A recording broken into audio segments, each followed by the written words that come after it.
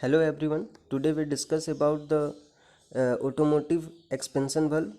Automotive expansion valve के बारे में आज मैं डिस्कस करूंगा और एक थर्मोस्टेटिक एक्सपेंशन valve के बारे में भी डिस्कस करूंगा। तो लास्ट तक बने रहिएगा, काफ़ी इंपॉर्टेंट क्लास। ओके, तो ऑटोमोटिव एक्सपेंशन valve का काम क्या है? ये भी एक एक्सपेंशन डिवाइस है। ऑटोमोटिव एक्सपेंशन valve भी एक एक्सपेंशन डिवाइस है। इसको हम लोग AEV कहते हैं। अगर हम लोग शॉर्ट में इसको हम लोग AEV के नाम से भी जानते हैं। अब अगर ऑटोमोटिव एक्सपेंशन valve का बात कीजिएगा तो ये ऑटोमोटिव एक्सपेंशन valve किन दोनों के बीच में लगा हुआ रहता है? तो ये भी कंडेंसर और इवोपरेटर के बीच में लगाया हुआ रहता है एक्सपेंशन valve। इस एक्सपेंशन valve का भी काम है प्रेशर को रिड्यूस करना, बट एक कांस्टेंट प्रेशर को मेंटेन करना भी इसका काम है। ऑटोमेटिक एक्सपेंशन valve का काम क्या है? प्रेशर को रिड्यूस बेसिकली करता है, लेकिन ये प्रेशर को मेंटेन भी करता है। जैसे आपको क्या चाहिए कि अगर फ्लो होते होते अगर हम लोग का प्रेशर वेरी कर जाए तो ये प्रेशर को मेंटेन भी करेगा। आपको जो कांस्टेंट प्रेशर चाहिए वो कांस्टेंट प्रेशर ये आपको प्रोवाइड करेगा। मैं इसका डायग्राम आपको दिखाता हूँ। These are the diagram. अगर आप इसमें देखेंगे तो यहाँ एक स्प्रिंग कनेक्टेड है। ये तो सबसे पहले आपका इनलेट है जो कंडेंसर से कनेक्टेड है। यहाँ पे एक स्ट्रेनर लगाया हुआ है। ये स्ट्रेनर मैं एक एक करके इक्विपमेंट बता रहा हूँ और उसका फंक्शन बता रहा हूँ। तो ये जो है ये पाइप किससे कनेक्टेड है? कंडेंसर से। यहाँ पे लगाया हुआ है स्ट्रेनर। स्ट्रेनर का मतलब है ये एक मतलब फ़िल्टर आउट करने के लिए जो रिफ्रिजरेंट आएगा उसको ये फ़िल्टर आउट करेगा, फ़िल्टर करेगा और यहाँ पे छोड़ेगा। यहाँ पे लगाया हुआ है फॉलोअर ऑफ स्प्रिंग, मतलब ये स्प्रिंग है जो फॉलो करेगा किसको? इस भल्व को फॉलो करेगा। ओके, इस भल्व को फॉलो करेगा। यहाँ पे एक भल्व लगाया हुआ है, ये एक भल्व है और ये भल्व को कनेक्टेड कौन किया हुआ है? ये नीडल कनेक्टेड है। यहाँ पे देखिएगा ऑरिफिस लगाया हुआ है। ऑरिफिस मतलब माउथ है, तो माउथ को ही हम लोग भल्व कहेंगे। तो यहाँ पे एक ऑरिफिस है, एक माउथ है, एक ओपन है, जिससे ये जो रिफ्रिजरेंट इधर आएगा ये रिफ्रिजरेंट ऊपर की ओर जा सकता है, इसलिए यहाँ पे एक माउथ लगाया हुआ है। ठीक है। अब यहाँ पे जब ये यहाँ पे जाएगा तो यहाँ पे ये इधर से इवोपरेटर की ओर चला जाएगा, इवोपरेटर की ओर चला जाएगा। अब हम लोग इक्विपमेंट के बारे में बात कर लेते हैं। यहाँ पे है डाइफम। ये डाइफम जो है इस इंड पर और इस इंड पर फिक्स है। ठीक है, इस इंड और इस इंड पर फिक्स है। अगर हम लोग का फोर्स नीचे से लगेगा तो ये डाइफम ऊपर की ओर चला जाएगा। मतलब मैं डायग्राम बनाता हूँ कि अगर मेरा फोर्स इस साइड नीचे से अगर ये जो फोर्स लग रहा है ये फोर्स लगेगा तो ये डाइफम इस तरह से थोड़ा सा हो जाएगा। ठीक है, कर्व बन जाएगा। और अगर ये लोड फोर्स जो है वो अगर हम लोग का ऊपर से लगेगा तो ये इस तरह से कर्व नीचे की ओर आ जाएगा। तो यही है डाइफम का काम। डाइफम का काम यही है। और ये डाइफम को अभी स्टेटिक रखने के लिए, इस डाइफम को अभी स्टेटिक रखने के लिए ऊपर में एक स्प्रिंग से कनेक्टेड है। ठीक है, जो एडजस्टेबल स्प्रिंग है, ये एडजस्टेबल स्प्रिंग को हम लोग एडजस्टेबल स्क्रू से वेरी करा सकते हैं। हम लोग को स्प्रिंग जितना टाइट रखना है ना, मतलब जितना यहाँ डाइफम को जिस पोजीशन पे रखना है उस हिसाब से हम लोग एडजस्टेबल स्क्रू से हम लोग उसको सेट कर सकते हैं।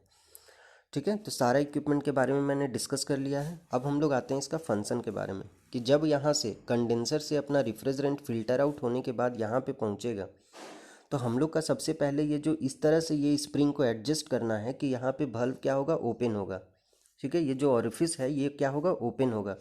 हम लोग यहाँ से मतलब ये एडजस्टेबल स्क्रू से मदद से इसको क्या करेंगे? इसको ऊपर से फोर्स लगाएंगे। अगर ये ऊपर से एडजस्टेबल स्क्रू से ऊपर से फोर्स लगाएंगे तो फोर्स लगाने से क्या होगा कि ये भल्व अपना यहाँ ओपन रहेगा। जब ये भल्व ओपन रहेगा तो यहाँ से जो रिफ्रिजरेंट आएगा वो ऊपर की ओर जाएगा। ऊपर की ओर जाने के बाद एक टाइम आएगा जब यहाँ पे क्या होगा कि प्रेशर मेरा बढ़ने चला जाएगा, क्योंकि वो जब इधर इवोपरेटर की ओर जा रहा है तो यहाँ पे क्या होगा कि जब ये रिफ्रिजरेंट आराम से यहाँ जब फ्लो करके इधर आ रहा है तो जब जैसे ही यहाँ धीरे धीरे धीरे धीरे रिफ्रिजरेंट बढ़ते चला गया तो एक टाइम आएगा जब यहाँ रिफ्रिजरेंट ज़्यादा हो जाएगा। और जब ये रिफ्रिजरेंट यहाँ बढ़ते चला जाएगा तो उस टाइम क्या होगा? जब रिफ्रिजरेंट यहाँ बढ़ते चला जाएगा तो वो एक प्रेशर लगाएगा। कहाँ पे? वो एक प्रेशर लगाएगा कहाँ पे? डाइफॉर्म पे। तो ये डाइफॉर्म पे जो प्रेशर लगा रहा है वो वही लगा रहा है, कौन? रिफ्रिजरेंट। जब यहाँ रिफ्रिजरेंट का मात्रा बढ़ गया तो वो प्रेशर डाइफॉर्म पे लगा रहा है। जब डाइफॉर्म पे प्रेशर लगाएगा तो मैंने क्या बताया कि ये डाइफॉर्म ऊपर की ओर चला जाएगा। जब ये डाइफॉर्म ऊपर की ओर चला जाएगा तो क्या होगा? बल्ब मेरा बंद हो जाएगा।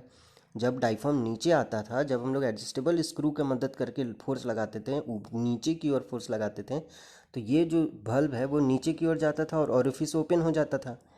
लेकिन जब यहाँ का प्रेशर बढ़ गया तो ये ऊपर की ओर जब फोर्स लगा रहा है तो ये बल्ब मेरा क्या होगा? बंद हो जाएगा। तो जब ये बल्ब बंद नहीं होगा, मतलब जो ऑरिफिस जितना ओपन था उससे अब कम ओपन रहेगा, तो कम ओपन रहेगा तो क्या होगा, कम रिफ्रिजरेंट इधर से इधर आएगा, कम रिफ्रिजरेंट इधर से इधर आएगा। तो जब ये मतलब रिफ्रिजरेंट का फ्लो को कंट्रोल करेगा ऑटोमेटिक, ये देखिए यहाँ प्रेशर अपने आप बढ़ा ना, प्रेशर अपने आप बढ़ा। अब जितना हमको प्रेशर चाहिए था उससे जहाँ ये एक्सीड किया वो डायफ्राम पे फोर्स लगाएगा, और डायफ्राम यहाँ वाल्व को कम कर देगा, छोटा कर देगा ऑरिफिस को, और जो रिफ्रिजरेंट का फ्लो है वो भी कम होना स्टार्ट होगा, और हम लोग को जो कांस्टेंट प्रेशर चाहिए वो कांस्टेंट प्रेशर हम लोग को मिल जाएगा इवोपरेटर में। जैसे मैं इसको और थोड़ा डीप समझाता हूँ कि जैसे ये अपना है इवोपरेटर, ठीक है, यहाँ पे है अपना कंडेंसर और ये कनेक्टेड है अपना इवोपरेटर, ये है अपना कंडेंसर, ये है अपना एक्सपेंशन डिवाइस, और ये है अपना इवोपरेटर जहाँ पे हम लोग को काम करना है, ठीक है, इवोपरेटर जिसको हमको ठंडा करना है।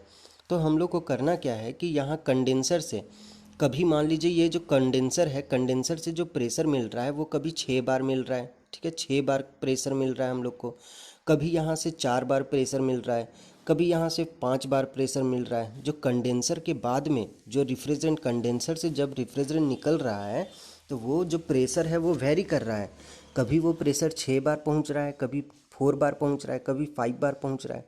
तो ये क्या कर रहा है, एक्सपेंशन डिवाइस जो है वो क्या कर रहा है कि सबको, जब ये प्रेशर ज़्यादा हो जा रहा है, 6 बार प्रेशर आ रहा है, तो उस टाइम वो किस तरह से एडजस्ट करेगा, 4 बार प्रेशर आएगा उस टाइम एडजस्ट करेगा, 5 बार आएगा उस टाइम एडजस्ट करेगा, और सबको वो प्रेशर रिड्यूस करके सबको मान लीजिए 2 बार प्रेशर या फिर जो भी उसको प्रेशर कम करना है, मान लीजिए 0.95 अगर एटमॉस्फेरिक प्रेशर से कम करना है तो 0.95 बार प्रेशर अगर करना है या 1 बार प्रेशर रखना है उसको, तो वो एक कांस्टेंट प्रेशर को मेंटेन करके देगा।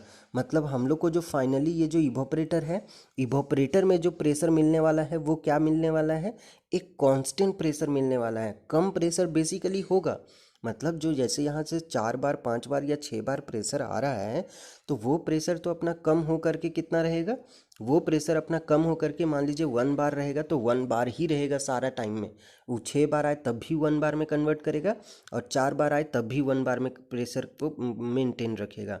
समझ आ रहा है अभी आपको, है ना, समझ आ रहा है। तो उसी तरह से जब यहाँ पे रिफ्रिजरेंट इधर से इधर आएगा, जब वो हाई प्रेशर से होगा, यहाँ पे जब ये रिफ्रिजरेंट अंदर की ओर जाएगा तो यहाँ पे क्या रहेगा, हाई प्रेशर रहेगा, हाई प्रेशर रहेगा, और यहाँ में भी प्रेशर क्या हो, फ्लक्चुएट करे, यहाँ पे में भी प्रेशर क्या हो, फ्लक्चुएट करे, कभी कम आए कभी ज़्यादा आए, तो यहाँ पे प्रेशर फ्लक्चुएट कर सकता है जब ये कंडेंसर से आएगा, ठीक है। लेकिन जब ये ओरिफिस से होते हुए जब ये इवोपरेटर की ओर जाने लगेगा तो प्रेशर क्या हो जाएगा, लो प्रेशर, प्रेशर क्या हो जाएगा, कम हो जाएगा, और यहाँ पे हम लोग को जो प्रेशर मिलेगा वो कांस्टेंट प्रेशर मिलेगा। समझ आ रहा है अभी आपको, ये कांस्टेंट प्रेशर मिलेगा जब हम लोग का इवोपरेटर में जाने वाला होगा तब। ओके, तो होप आपको समझ आया हो। अब हम लोग इसी चीज़ को जो मैं समझाया हूँ उसी को लैंग्वेज में लिखा है कि an automatic expansion valve also known as the constant pressure expansion valve, इसको हम लोग कांस्टेंट प्रेशर एक्सपेंशन valve भी बोलेंगे, ठीक है। कांस्टेंट प्रेशर की ये कांस्टेंट प्रेशर को मेंटेन करता है। Constant pressure expansion valve act in such a manner so as to maintain a constant pressure and thereby a constant temperature in a evaporator, है ना। तो ये constant pressure and constant temperature को maintain रखता है evaporator में। अभी मैंने आपको समझाया कि कांस्टेंट प्रेशर किस तरह से वो कांस्टेंट प्रेशर करेगा उसके बारे में समझाया, ठीक है। अब अगर हम लोग नेक्स्ट नीचे देखेंगे तो at this point the mass flow rate through the valve is the same as that through the compressor. At this point the mass flow rate through the valve is same as that through the compressor. मतलब जो मास flow rate है वो compressor तक तो बिल्कुल constant होगा, लेकिन यहाँ पे मास फ्लो रेट थोड़ा सा वेरी कर जाएगा, चूँकि यहाँ पे valve का ऑरिफिस का हम लोग क्या करते हैं, क्लोजिंग और ओपनिंग करते हैं, तो मास फ्लो रेट यहाँ पे वेरी करता है। लेकिन इधर में जो मास फ्लो रेट है वो कांस्टेंट होगा, मतलब इसके जो आउटर में, मतलब और भी जो इक्विपमेंट है उधर में मास फ्लो रेट कांस्टेंट होगा, बट यहाँ पे थोड़ा सा चेंज करा दिया जाता है ताकि वो कांस्टेंट प्रेशर को मेंटेन कर सके। The automatic expansion valve are used whenever a constant temperature is required. जब हम लोग को ऑटोमेटिक एक्सपेंशन valve का यूज़ तब करेंगे जब हम लोग को कांस्टेंट टेम्परेचर का रिक्वायर्ड होगा, जैसे कि मिल्क हो गया, चिलिंग यूनिट, वाटर कूलर, है ना, इस तरह का जब हम लोग को चाहिए होगा कांस्टेंट टेम्परेचर, उस टाइम कांस्टेंट टेम्परेचर, उस टाइम हम लोग क्या करेंगे, इसका ऑटोमेटिक एक्सपेंशन वाल्व का इस्तेमाल करेंगे। उसके बाद these are also used in home freezers and a small commercial refrigeration system where hermetic compressor are used. ठीक है, तो these are also used in home freezer and small commercial refrigeration system में भी इसका इस्तेमाल करेंगे। Where hermetic compressor are use, जहाँ पे हर्मेटिक कंप्रेसर इस्तेमाल होता है वहाँ पर भी ये ऑटोमेटिक एक्सपेंशन वाल्व यूज़ होता है। ओके, ऑटोमेटिक एक्सपेंशन वाल्व भी यूज़ होता है। Normally the usages is limited to the system, और इसका जो यूजेज है वो लिमिटेड है to the system of less than 10 TR capacities with a critical charge. Okay, तो 10 TR कैपेसिटी है ना, 10 TR कैपेसिटी तक में इसका इस्तेमाल हम लोग करते हैं। नॉर्मली द यूजेज जो है वो लिमिटेड है 10 TR capacity with a critical charge. Okay, तो ये हो गया आपका पूरा ऑटोमेटिक एक्सपेंशन वाल्व के बारे में, ऑटोमेटिक एक्सपेंशन वाल्व के बारे में। ओके, तो नेक्स्ट हम लोग क्या देखेंगे, थर्मोस्टेटिक एक्सपेंशन वाल्व के बारे में पढ़ेंगे। नेक्स्ट भी हम लोग थर्मोस्टेटिक एक्सपेंशन वाल्व के बारे में पढ़ेंगे। ओके, तो आज के लिए इतना ही। Thanks for the listening, as always God bless you all, stay at home, keep learning. Thank you.